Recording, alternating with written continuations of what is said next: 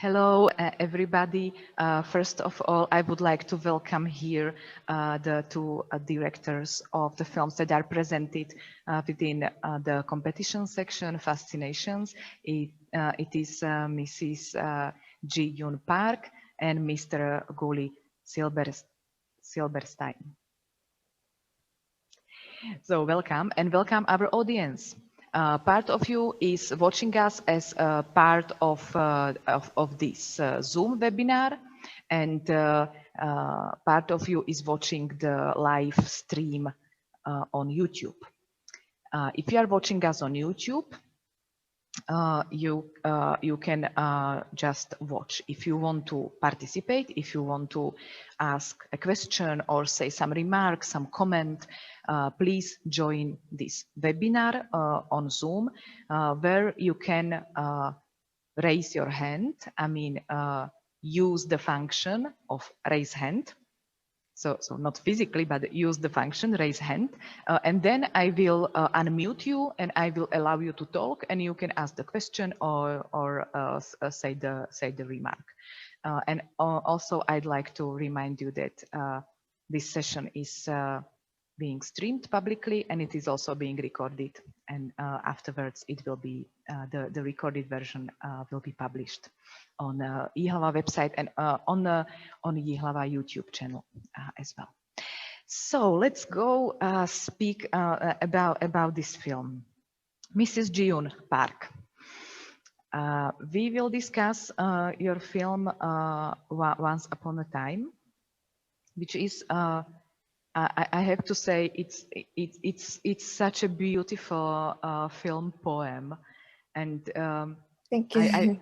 I very much enjoy just watching the images and just to sink in the images, but also I perceive that there is a strong topic behind it, and that it's your personal expression about probably a difficult time that a person can go through, and it's a reflection of difficult inner feelings and situations. So let me tell that I think it's a very brave film, and thank you for it. And I'd like to ask you if the images that we are watching, are they, did you think about these particular images when you were going through this emotionally difficult phase, or is it something that you were thinking about afterwards as looking back, like a review mirror of what was happening in the past? When I filmed that images, it was last year, and I think I was very fascinated by that water and that images at the time, but I was not thinking about making a film, but I was just very fascinated by that situation. So I just tried to capture the moments without thinking that much. But I think the emotions in this feeling has been in my mind for a very long time. But I was not that aware of that, But after filming that, I edited this year, and I put the text later on. And then I just confronted some feelings, I think. Yeah. I see. And could you tell me why the element of water is so very important for you? I think it's really possible to interpret it in many ways, in connection with the inner world of a person, and also of the flowing time and memory. We can find many motifs. Yeah. We as the audience, which is really great. But I'm wondering, what does it mean for you? Why this element is so important for you? Thank you for the question. For me, the water was kind of overwhelming feeling, you know. So it's sometimes memories is like what you've you confront memories when you don't want to. Like sometimes you need to confront some past memories when you don't want to confront it. So I think it's kind of very overwhelming feelings. And when I watched that images at that time, I just felt that. And yeah, I think that's the feelings that I felt. Yeah. I see. And yeah. I see. So it's connected with the fluidity of the memory, and also some also the fact that we really cannot control Yeah. every memory that is appearing, and it's very same when we are sinking into the water. It is everywhere around us, and we can only partly influence what to do with it because it's very strong and Yeah. fluid. I understand. Yeah, Yes. thank you. I'd like to ask you about the sound. So how were you thinking? But not only about the sound, but also about the moments of silence. Or it seems to me that sometimes there are moments of silence, or the sound is in some part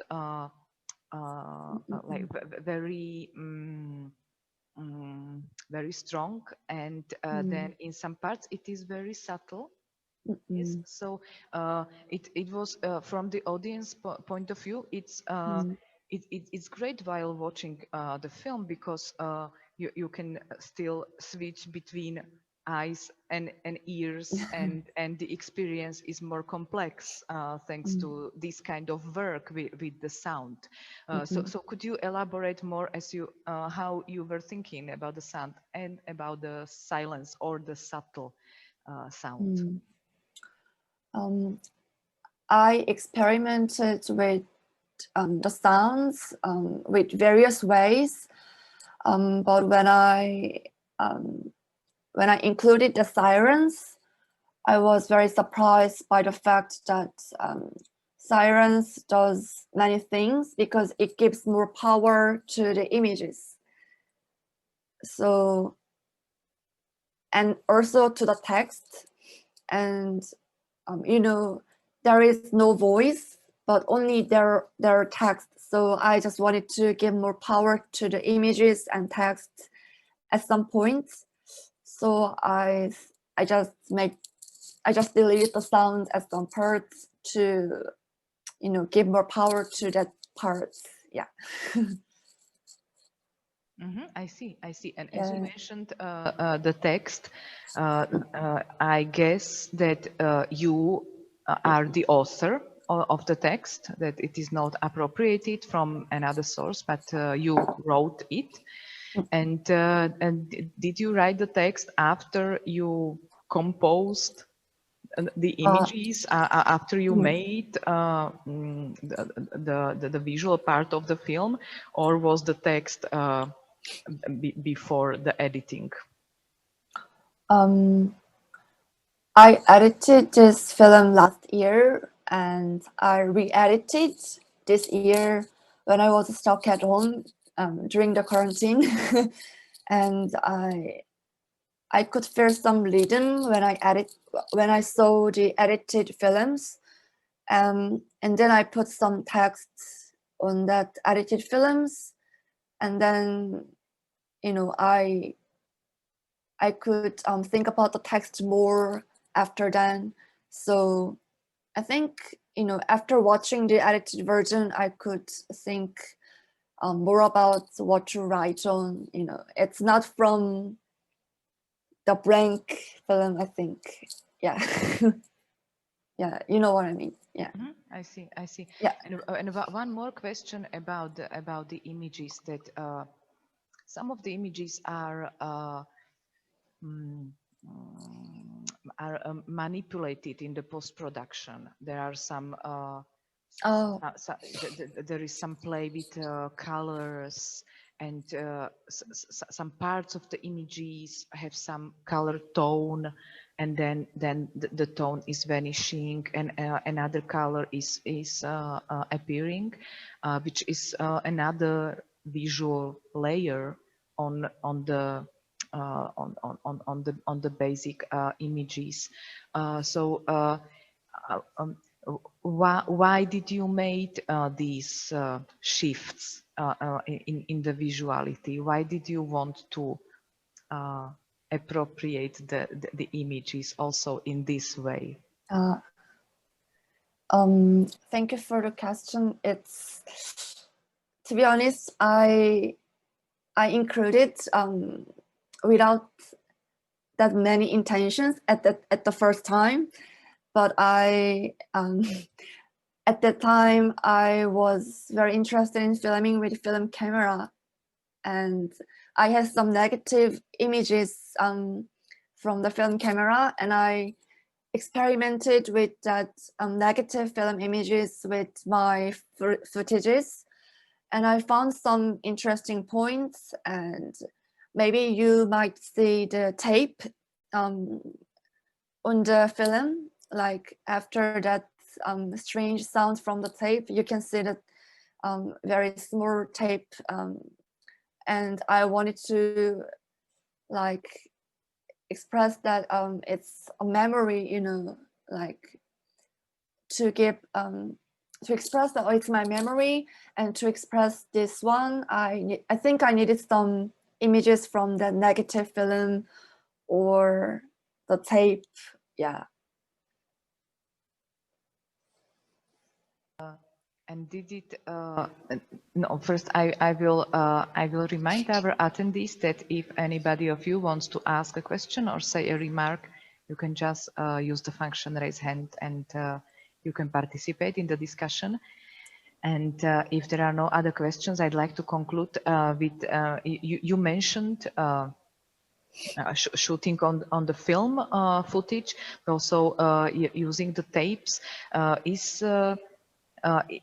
the medium or the material important for you in your work? Do you think I will shoot this on film from some reasons, and what reasons, and I will shoot this digitally? So how do you think about the medium or the material?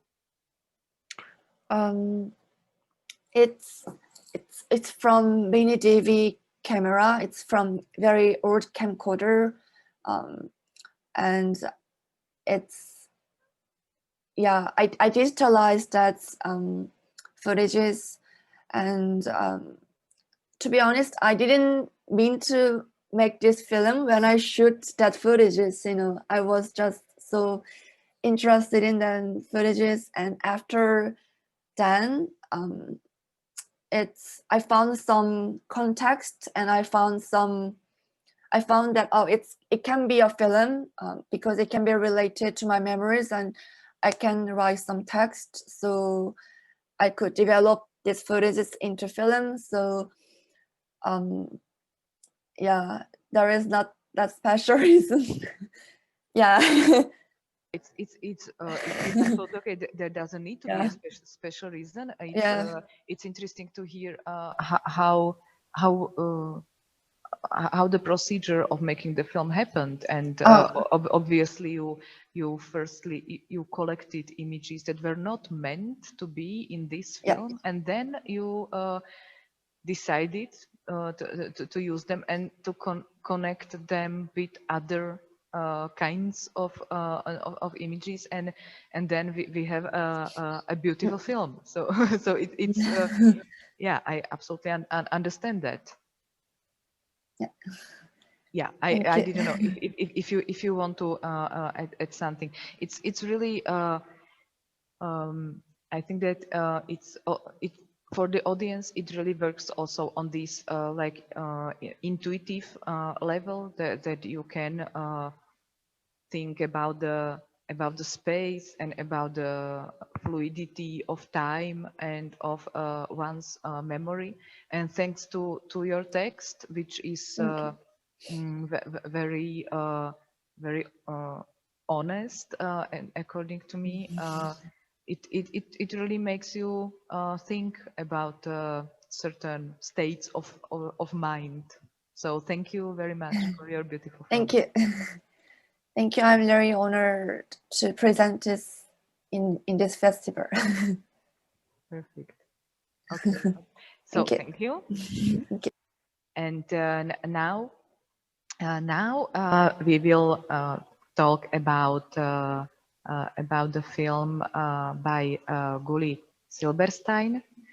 Hello, Guli. Where are you now? In which country? I'm in London, where I'm based. I live here for the last 10 years and probably gonna stay here. I'm originally from Israel, but I moved to here and settled here. So we will be discussing your film, The Devil Has Other Plans, where you appropriated Act 2. Yes, exactly. Thank you for adding that. Where you appropriated scenes from the horror movie Night of the Living Dead, and it was one Czech journalist who wrote about this film. He wrote that Guli Silberstein could hardly choose more appropriate film to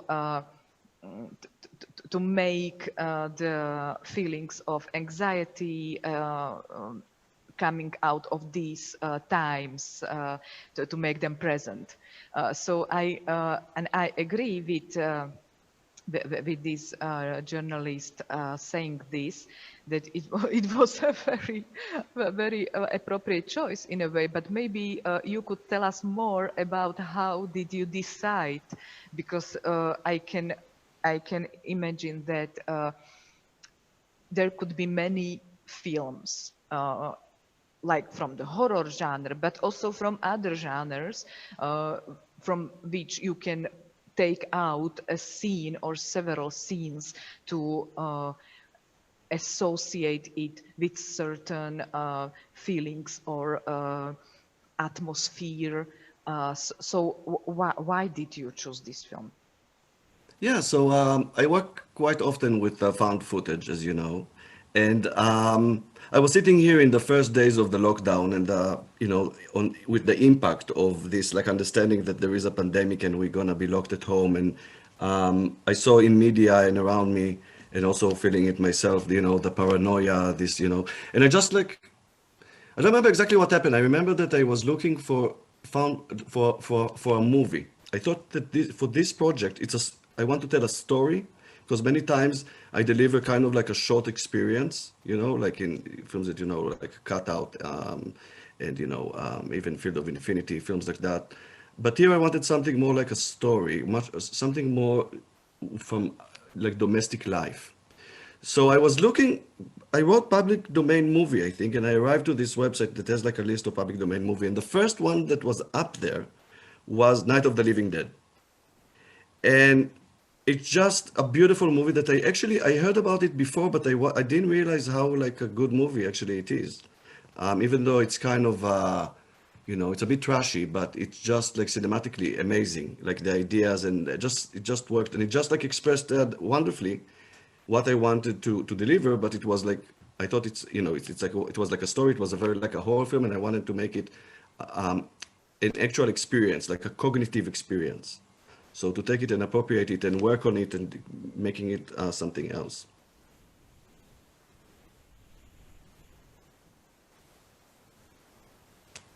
Sorry, I can't hear you.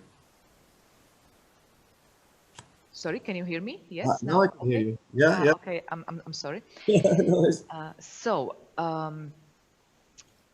I understand that you wanted to give some narration to the film, which, and as you mentioned, you're right that in many of your previous films, they were more like elaboration on certain motive or certain situation or certain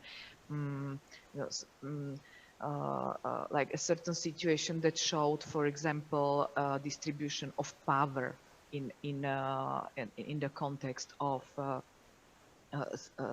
certain kind of social events. So this is really different.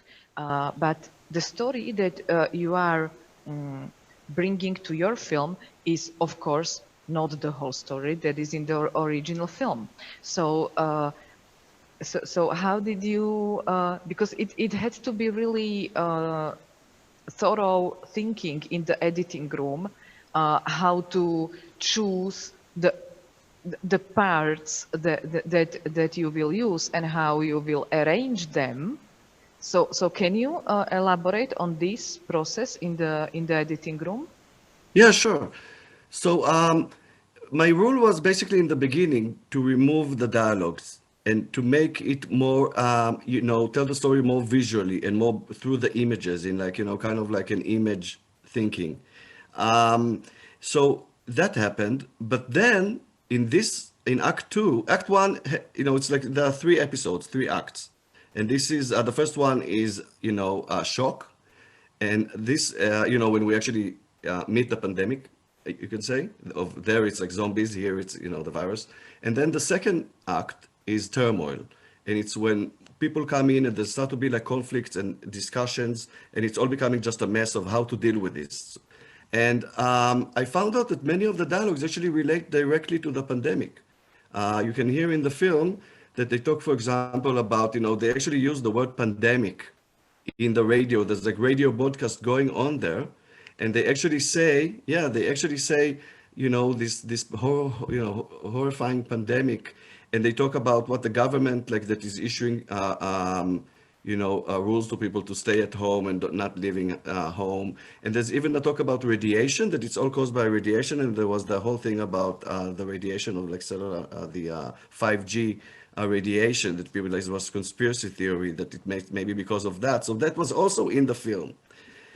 So it became like such a great metaphor. Actually dialogue like crept in, and what I did is that I just made it a bit more, I tried to cut it in a way that is more fast-paced and more like washing you. So that it's the original, it's the whole original film. The first act and the second and the third, they are like continuous. So it's like the beginning, middle, and end, but they're all shortened. So the whole film is something like an hour something, and this whole work is 40 minutes. So, and it comes in like 3 acts that can be also one film, and they can, be like shown as like 3 different episodes, or just one of them can be shown like in Ji.hlava.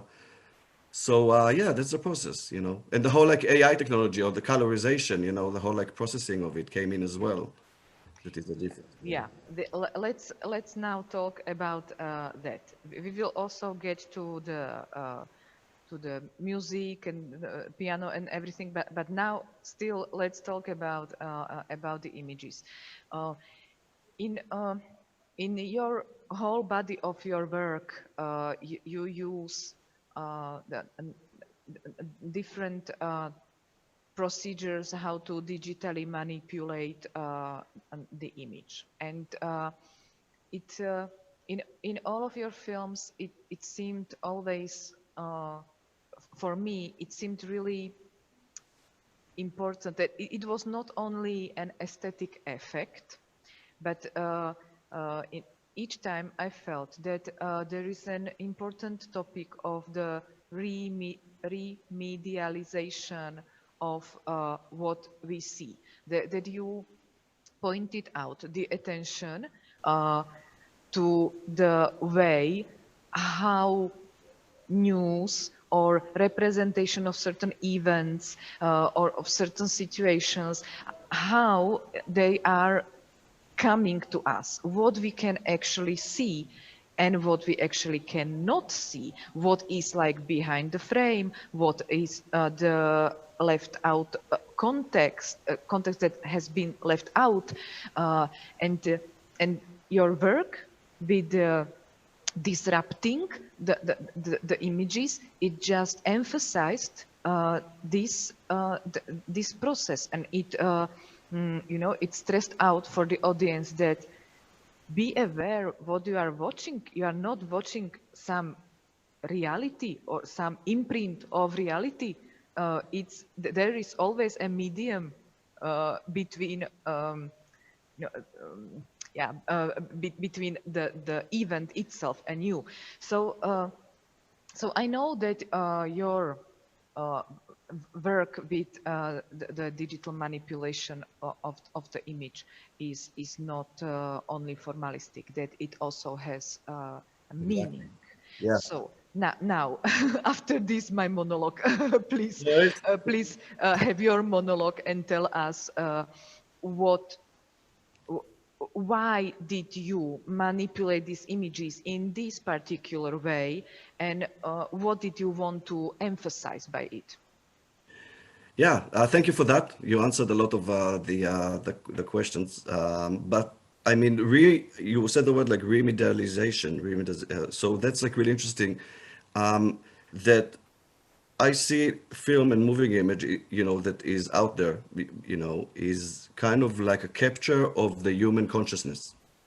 So all these movies and and a news broadcast, they are like representing what we are and how we feel about things. So horror films used to be representation of all kind of fears, Vietnam War in 68 when the original film was made. It was representing all kind of demons that like bubbling under society. And then you have this image, and sometimes we do forget that it's actually representing it. We look at it more as like like a story or fun and and like just a thrill. But for me, it's not like that. It's more, it's a very, very deep thing. I process the images not to create some like aesthetic pleasure, even though I do play with aesthetic pleasure. I create aesthetic pleasure. I believe in the power of aesthetic pleasure, but it's not for its sake. It's for expressing and delivering and actually creating a surface that me and viewers can look and come with their own kind of ideas and like come bringing out all kind of thoughts that are hidden. You see, so, and I come originally from the Middle East, from Israel, and I experienced quite a lot of political, social, war conflicts, traumas. So I'm almost like used for it, I've been terror attacks, wars, and my first memory is sitting in a shelter, and hearing the siren and waiting for airplanes to bomb me. And there's whole like the conflict of Israel, that Israel is occupying another nation. So I'm kind of like, it's just out there for me. And, this work is kind of like a projection from my mind, to find maybe like the beauty, and through the beauty maybe understand things and maybe be aware of them, and then maybe repair them. I don't think we should like hide things. I think it's not good. It's like it should be out there. Yeah, so this whole process is very interesting for me. Yeah. And tell me if you so you had the original footage from the not original, but the digital file with the film that you took from this public domain site where the film was. So you took the you took the footage, and then did you think in advance about the particular tools that you will use, or the particular appearance of the image that you want to achieve? Yeah, I mean, or did you just trying and with this motivation of finding something that is hidden in these images and you want to make it visible?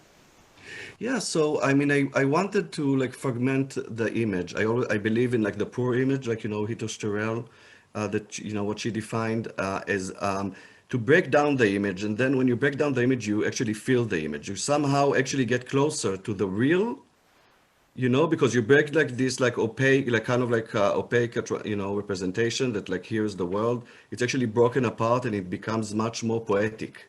So it works more like poetry, and especially in you know, states of crisis that, you know, unfortunately I deal with, and the situation that we are in, this pandemic crisis. You know, I think it's like really interesting expression of this situation. So I definitely wanted to fragment it, and I have all kind of processes that I use. You know, basically breaking down compression and using some mapping the pixels in different way, like spread them using, you know, different software. And but what happened here that the original film is black and white, and I just love color.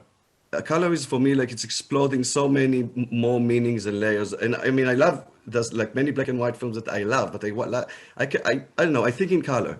So I found like a color version, and I thought, yeah, cool. Someone colorized the film, and I'm gonna process it. And then I discovered that it actually has a some like copyright on it because somebody colorized it really like painstaking work, frame by frame. So I thought I have to colorize this, and I know that like it can be done, and there's like artificial intelligence tools that can do it. So I started like researching how to colorize an image, not even AI, and then I found like the most amazing tool to colorize by artificial intelligence black and white footage. So, and it's very interesting because first it has to read all the formation, all the forms, and then it has to read all the different colors, and it has to colorize all the different colors, and he did it in like 3 hours. He just processed the whole film and colorized it. And what's interesting is that the processing, the compression work, like, you know, breaking it down, actually was more beautiful with the new processing, with the new colorization than the original colorization. So it's all like, and also it's amazing that the original film is public domain because of like something that happened then. So it's all public domain. The tool is open source, like colorization. So yeah, I was amazed by what came out. It was, you know, there's always this element of surprise and experimentation. I don't like think like that's the way it's going to look. So I'm gonna, you know, it's like I know like some processes that I like. I start working with them, and something happens, and oh, that's cool. And then, you know, working with it this way. Yeah, exactly. I a little bit thought so because I think that in some of your previous films you proceeded in a similar way and thinking process, but it's interesting about the colorization and that you actually use this tool with artificial intelligence to make. Then it means that you first colorized the film, and it's like a coherent way of colorization, yeah, Yeah. according to the same rules that you applied on the whole film, and then you worked with it with the other like compression tools and Right. so on. Yeah, that's so interesting. All right, and also I want to ask you about the sound. We were talking about the sound also with Yoon, and it's always it seems to me that or I'm very happy that these experimental films that we screened, they always have that you can see that the relation between image and sound is absolutely not illustrative, but these are really two autonomous layers of the film, and it's so interesting to discuss how the authors think about the sound. So uh, you work also with the music there. There is this piano music, and partly it seemed to me that you work also with the sound from the original film, but partly it's sound from different sources that you mixed together. It worked really. It creates or it supports the atmosphere, especially some like horrifying moments. In some moments, I was even thinking, maybe this is even like some pathos in that, but it was also working in the way that when it was too much, it really like it really so much supported the image in its like horrifying effect. Yes, so it worked for me in the emotional level. So again, sorry for my long monologue. So please, if you can speak about what were the sources of the sound, and how did you how were you thinking about mixing it and connected it with the images? Yeah. So yeah, I'm always very aware of the sound. You know, there are works that a lot, you know, previous works that the meaning is created a lot by changing the sound, because sound plus image. Something happened here. Um, it moved to someone else somehow. So We still can hear you and okay, see you. okay. So sound plus image creates like a third dimension. So I wanted to take the film from a bit of like anachronistic kind of like, you know, end of 60s kind of like feel, which is also a bit trashy, and bringing it to now, because, you know, it's all happening now. This pandemic is now. And I want to actually like, you know, modernize it in a way. So I found this website that like a music library, and I bought two pieces of music there that I really liked, and it's a very cool website that people just upload their music, kind of like artists upload their music and they sell it. So you know, I don't have really a budget to work with a composer. So, and I needed, you know, and I've just found amazing music set. So I added the music tracks on the work, and then I kept the original sound, but kind of lower, in a lower level, especially the, as you said, like the pathos beats, you know, when the music is like, you know, so I lowered that, but I kept, you know, some of the sound. So it was a very careful mix to keep the sound, but not having it like too much. And I experimented with like, you know, removing it or working just with it. And, you know, so yeah, that was the end result. It's basically 3 layers of the original sound and two music pieces on top of each other many times. And it's like a careful mix of everything to create this kind of like, I want to create this like a bit like, you know, like intense feel that it's like, you know, all the time, like really like, you know, pressure as, you know, yeah, as like experience of all kind of situations when you have like emergency situations, when it's just like tense and, you know, and it's, you know, it's like a 13 and something minutes long film. So you want to keep it like, you know, really intense. Yes, so Guli, thank you very much for explaining all of your creative process. I think it's really, your film is really an original piece on these pandemic times, and it really speaks to the emotions that we are all going through. We share them, and we all feel them. So it's a very universal film in a way. So Okay. thank you very much for that, and thank you for talking to us. Yeah, thank you for hosting me. Good to see you. Bye. And now we will speak about we should discuss with two Czech directors. Ester is here with us, Ester Grohová. Hello, Ester. Hello, hello. And maybe I hope that also Tomáš Svoboda will join us later. We will see. Ester Grohová made the film Zůstane to mezi náma, řekl. It can stay between us, he said. And I can say that Ester is here in Ji.hlava as well, because she's also our colleague at the festival.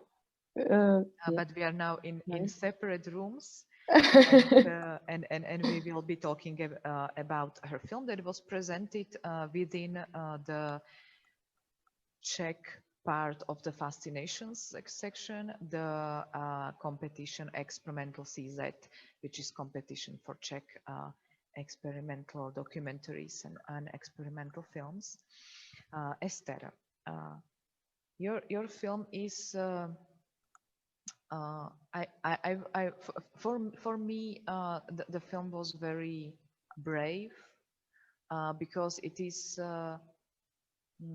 very personal and it makes present a very intimate topic, but on the other hand it is not I would say it is not emotional in the first plan, like it is not simplifying the kind of traumatic experience into some first plan or obvious emotions, but it is a quite sophisticated way how to elaborate on a certain kind of experience that can happen to many people, not only women but especially women. And what seems to me as an viewer of the film, what seems to me important is that you were also able to generalize certain topics or certain outcomes that can be connected with going through some hard and difficult experience. So from this point of view, thank you for your film and for your braveness. And let's now be more analytical and talk about the film to some details. So can you first tell me, how did you think about the structure of the film?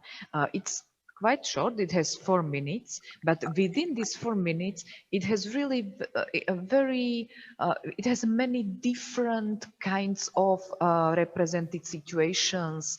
There is the motive of the body, there is you with the posters, there are diary-like images. There are really different kinds of situations and scenes. So how did you think about the structure before you started to shoot the images? Yeah, thank you for the question. Well, it was a process of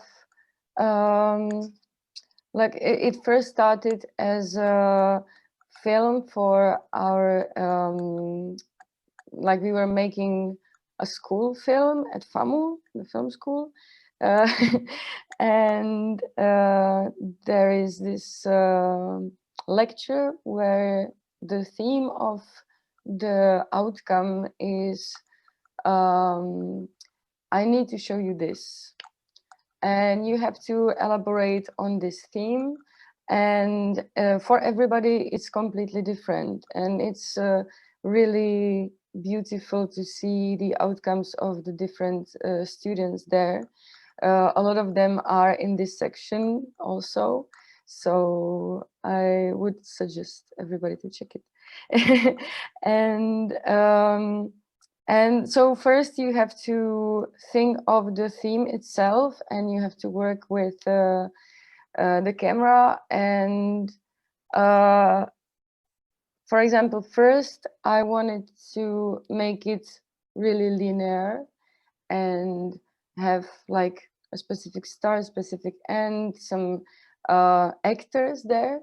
But then there was this Corona thing that affected everybody, and suddenly we were locked at our houses with our own thoughts and with these homeworks, and you have to think of this theme. How is it demonstrated within you, inside you, when you're under lockdown? So it's a completely different outcome now, thanks to Corona, because I was thinking, how did it present? Like when I when I went through these experiences, because it was not one experience, it was more.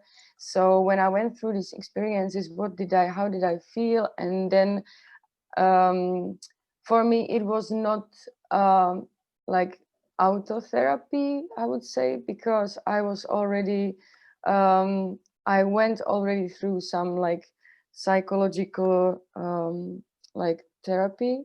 So, but for me, it's more the, not, I don't want to say anger, but like sometimes I get angry when I see that this topic hasn't moved anywhere for a long period of time, that you are somehow a victim of something when you're a small child, and nobody talks about how it evolves within a person's mind for a longer period of time, because it affects your relationships, if it affects your self-conscious, yeah, acceptance, self-awareness, yeah. Yes, I see. So, and it has long echoes within your development as a person, within your evolution as a person, as a woman, in this case.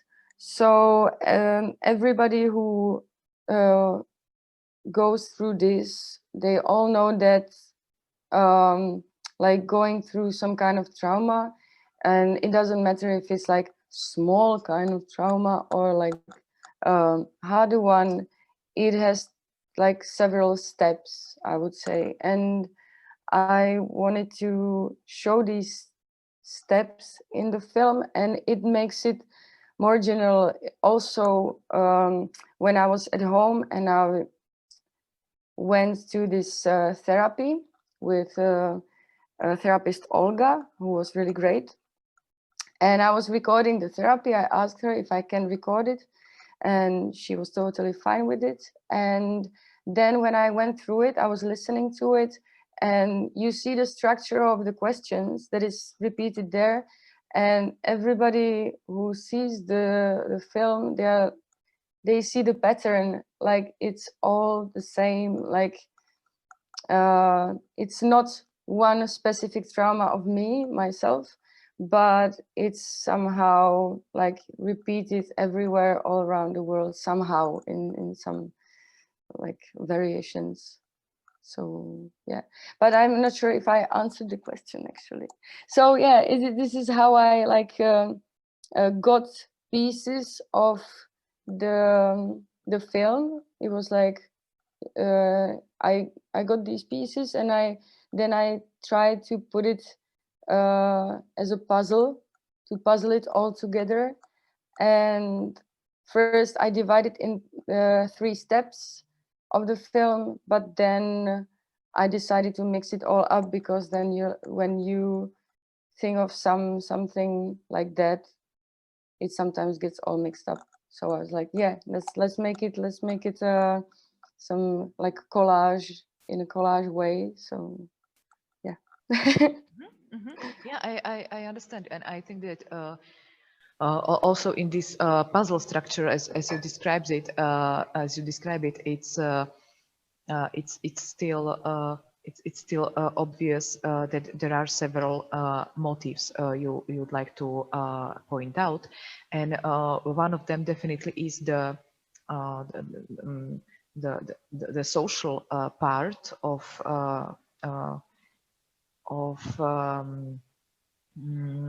talking to people who went through maybe different kinds of trauma. But as you are saying, with there is a very strong part, I think, as well, where you cut out certain sentences that the therapist is telling, and she's like undoubtedly there was a broader context, and the sentences were in some in some like broader flow of speech, but still these really are the sentences that we hear like from many sides, like in really in repetitions, these same reactions. And it's of course that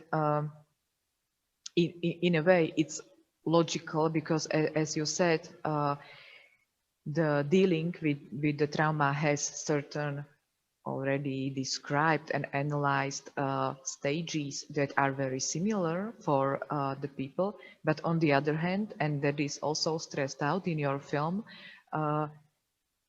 every person is a unique individuality, and there are different parts of the personality that are influenced by such experience. So this is something that I think it really you achieved, that this is one of the strong messages of the film, that look, the people who go through some difficult situations, they are individualities, and it can influence them in a very, very different way. So let's go back to how did you think about the film? So you shooted these different kinds of the material, and then you puzzled it into this kind of collage. And then not to omit the sound, we were talking about sound also with Guli and also with Yoon, and it's I think it's always important to discuss also this part of the film. So please tell me, how did you, what was your thinking process about the sound in the film in connection with the images? Well, yeah, for me, I would say that I mostly work with sound and not that much with video yet. So I let myself being led by the sound, where I took the structure of the questions and like put it one by one, as I wanted the questions to evolve to this like catharsis, or I don't know how would I say it, where the therapist asks if how do you feel if you know it's not just you. That is one of the, I think is the last question. And so the questions go from, I would say, from the first ones that are like, can I write it down? Can I write it down? And it's like, you're not sure what is it about. Then you start feeling in connection with the images and with the sound, you start feeling what is it probably about. And then at the end, you realize in connection with the posters. So I started, I would say I started with the sound, that I put it behind, like I took the sentences, and then I worked with these sounds of the shower, because there is this body part, like the body in the shower, that wants to, like, everybody who went through this, they are like all washing themselves all the time, they know they know. So this sound of shower, and these that goes sometimes in against the picture. So sometimes you hear the shower and it's the posters there, and it's against the picture. So yeah, so I would say I started with the sound, and then I let myself being led by the sound and then add the videos within the frame of the sound.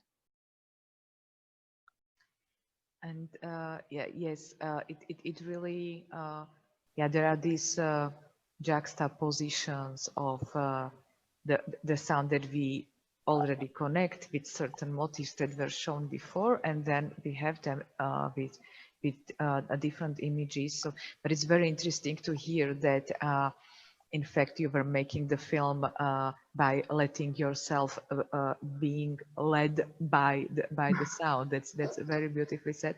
To conclude our conversation, the motif of the body, of the naked body, and being washed in the shower, it's really it's very it's one of the strongest moments there, I think, at least for me as an audience.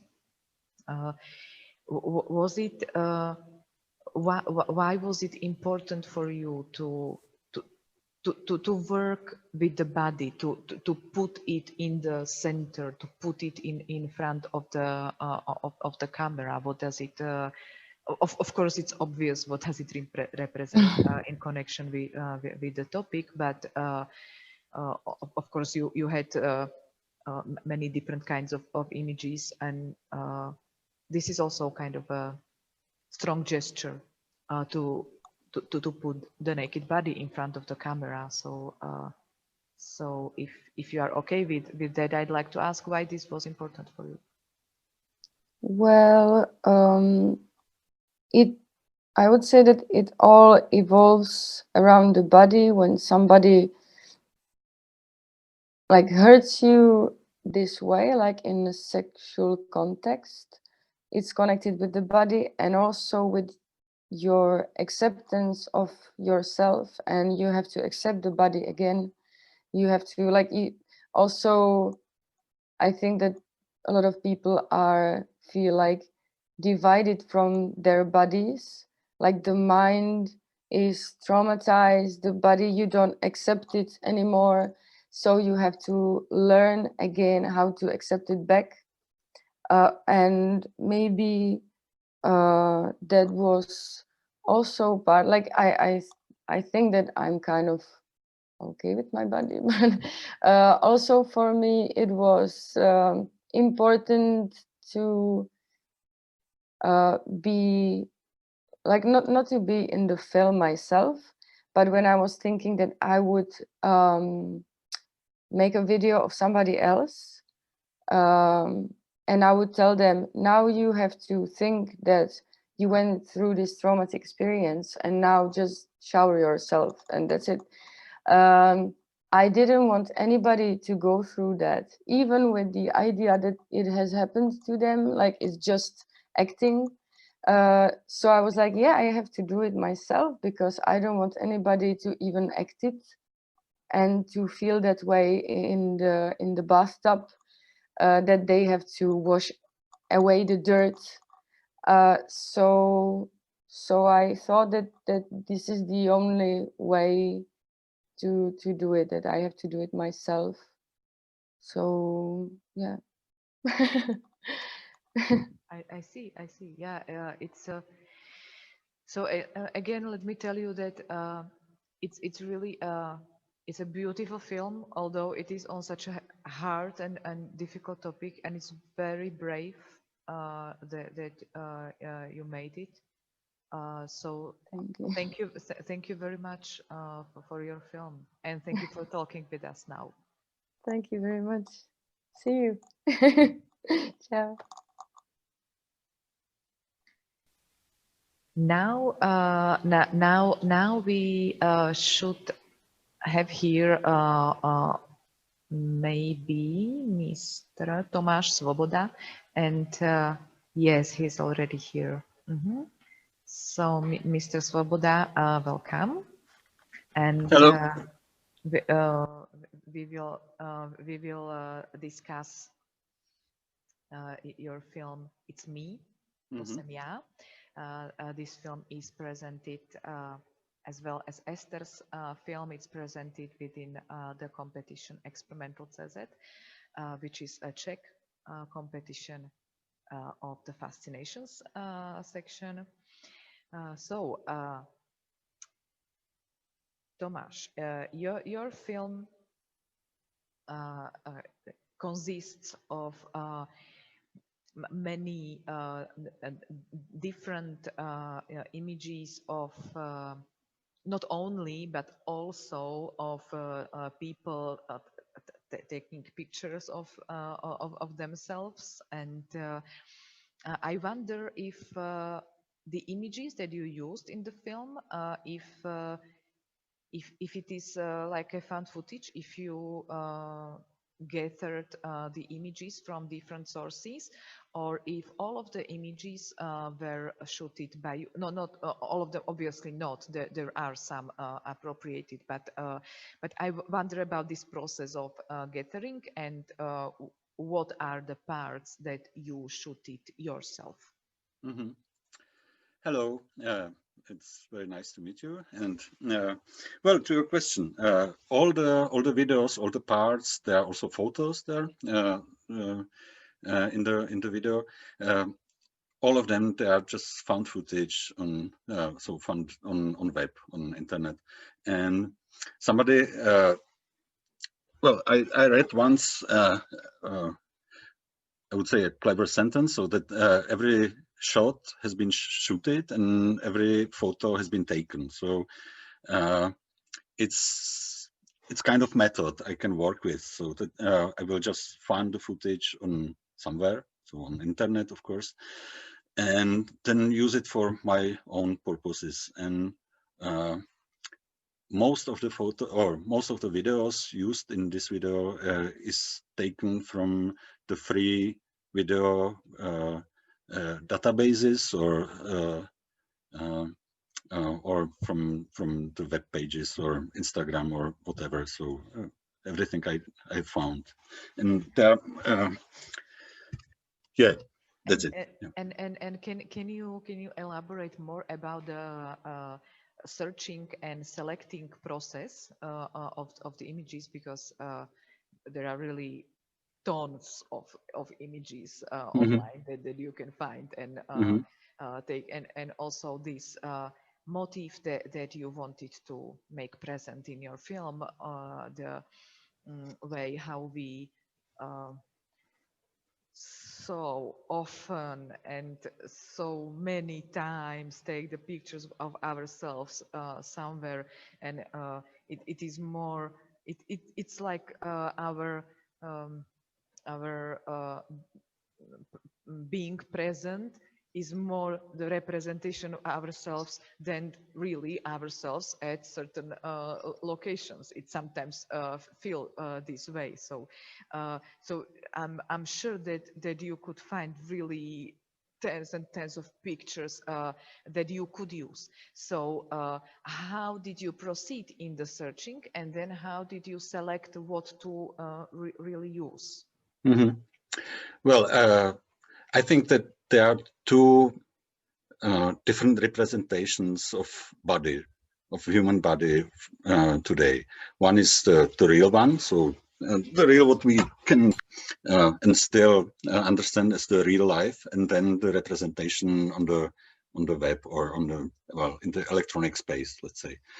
And well, the video is well, the main point, or the heart of the video, or the message is that if we change the position behind the camera, then if we turn from behind and change the position to the front of the camera, then it can cause injuries or death, can cause to death. And there are many many stories we could read, or we heard, or we saw that the people, they died during making selfies.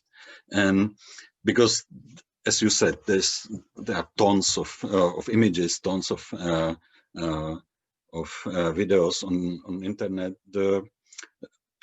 Maybe the artistic practice of today is to not to shoot them by themselves, but to collect in case of, well, similar, so that you can use the internet as a huge archive of mankind, let's say, or images of mankind, and then just select from this archive what is what you need. And you asked me, how did I select them? Well, by chance, or by the Google engine, I would say. So that if you write something into the Google, then you have the lists, or well, so the rows of images, and you just go through, and depends on the keywords you write into the Google. Yeah. And tell me some example. What keyword did you write into Google so that you can find, for example, that there is a green background, and there is this woman like in these model positions, and then the different backgrounds. So tell just some instance so that we can imagine what was your creative process. Well, this is the part of the video I try to express this idea that that the environment became the background, so that if we change the position of ourselves by handling the camera, then we don't make the photos of the environment, of what we see, but we make the photos of ourselves with the background of something. And the background is somehow, it's not the most important thing on the photo. The most important photo is the face of the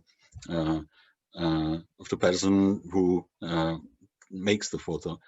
And then that's why I use the green background, which is we know that the green screen is widely used in the film industry, or by making photos or videos, as something which is completely neutral and something you can replace for everything. So you can use every image you can imagine and place it instead of the green screen. So then I somehow needed to illustrate this idea. So that's why I searched for the green screens. And then if you are on Pixabay or Pexels, or so the web pages where the people share the videos for free and with the Creative Commons, or really for free, then you just write the green screen and the engine of the web page searches for yourself. For you. I see, and it really works, this metaphor of green screen towards your idea that is also, if I remember well, it's also written in the subtitle on the image. That yes, this is one of the shifts that happened in this over digitized era, that the surroundings became just the environment became just the background, and it also seemed to me that that one of the aspects that were recognizable through the collage of images you used is that when we take pictures of ourselves, it can be perceived as an act of self-reflection, but it usually doesn't include any like self-criticism. So it is not a critical view on ourselves. It's more creating a certain image that we want to develop, like behind our normal being or personality. So no self-criticism, or shift from this self-criticism to just representation. Guli, are you here with us because you want to ask a question? I cannot hear you. No, I'm just interested. A fly on the wall. I'm a fly on the wall. Oh, all right, all right, Um, all right. I didn't know if you want to say some remark. Yeah. All right. Just like I know these websites, Pexels and Pixabay. I also use them, and it's very interesting viewpoints that you guys provide. So, Okay, so let's continue. I'd like to, as I asked today, each of the directors, I would like to ask also you about the sound, because it's important how we think about this juxtaposing of sound with the certain flow or collage of images. So could you say it's more like an ambient sound that you use? So how did you think about it, and how did you make it or select it, and what connection with the image does it play for you? Well, surprisingly, the video is 3.5 minutes long, and it happens a lot there. And each part of the video has own sound, on sound dramaturgy, I would say. And it's the same like with the images. So that, I'm searching and looking for the sounds on the free databases of sounds, free music I could use for the purposes, or my purposes, or my work. And sometimes there's the real sound which belongs to the found footage as well. And well, and I'm curious, and I think there's something really important for me, and really important for the message of the video you said so 1 minute ago. I think the main problem of taking photos or videos of ourselves is not is this the second life, or the second representation of ourselves or our bodies on the web. And there's maybe a joke at the very end of the video that there's a person telling us that it's not my photo, it's not a photo of mine, it's me. Because we normally say that well, this is also this this Magritte's old painting, like 100 years ago.